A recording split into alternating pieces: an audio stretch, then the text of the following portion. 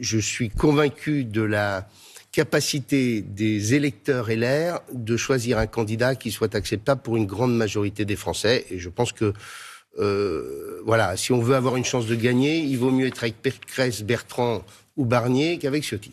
Seront à départager au deuxième tour qui va s'ouvrir dès demain matin à 8h. Éric Ciotti et Valérie Pécresse. Voilà pour les résultats. Éric Zemmour qui a félicité Éric Ciotti. On va découvrir le tweet. Heureux, cher Éric, de voir nos idées si largement partagées par les militants LR. Au terme d'une élection très serrée, sur les 5 candidats, 4 ont dépassé les 22%. Avec en tête une surprise. Éric Ciotti, député des Alpes-Maritimes, défenseur d'une droite dure. Avec les parlementaires qui sont ici, que je salue, Sandra Bouel, Valérie Bazin-Malgras, Stéphane Ravier, Julien Ravier, Stéphane Ravier, Julien Ravier. Et oui, parce que Stéphane Ravier, c'est un sénateur Rassemblement National. Je ne regrette vraiment pas d'avoir présenté ma candidature à ce congrès. Ce sont les adhérents qui ont tranché, ce sont eux qui ont décidé. C'est la démocratie. Ces 113 000 votes sont une terrible dérouillée pour tous ceux qui prétendaient que la droite était divisée et à terre. Du côté de l'Élysée, ils vont devoir réécrire leur scénario. Et je souhaite faire campagne pour ce second tour et qu'elle puisse l'emporter. Je parle de Valérie Pécresse. Nous gagnerons unis, nous gouvernerons unis. Un papier sur vous qui s'appelait Gaspard Proust, l'Éric Zemmour de l'humour. Les profs, les juifs, les chaînes de garde, hélas, on cherche en vain le second degré. Oui, c'était un article, c'est vrai, 2011 déjà. Donc on voit qu'elle n'a pas vu le deuxième spectacle parce que qu'est-ce qu'elle aurait écrit à ce moment-là, la dame?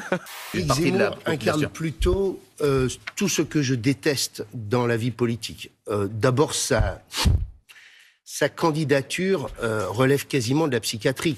Il se plaint aujourd'hui, quelques heures après avoir annoncé sa candidature, qu'on le ramène à ses provocations et à ses propos choquants. Non mais bienvenue en politique, quoi. Après, c'est vrai qu'il fait beaucoup pour populariser la 7e symphonie de Beethoven. Oui. Maintenant, tout le monde sait ce que c'est. C'est vrai. C'est une très belle œuvre, donc c'est pas forcément ce que j'aurais choisi, mais enfin... D'une noirceur, c'est apocalyptique. Enfin, tu as juste envie, pour voter pour quelqu'un, de te dire il représente un espoir.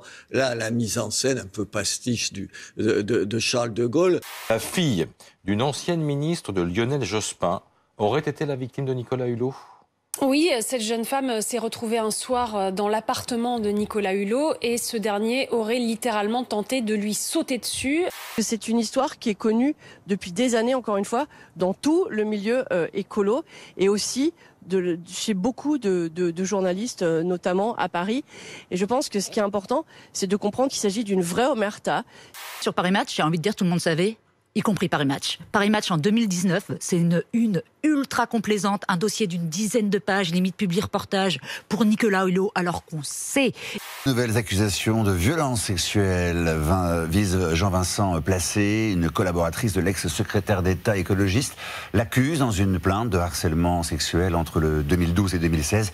Du profil du porteur du variant Omicron, on ne sait que très peu de choses. C'est un homme entre 50 et 60 ans, il n'a pas de symptômes et est arrivé le 25 novembre sur le territoire en provenance du Nigeria.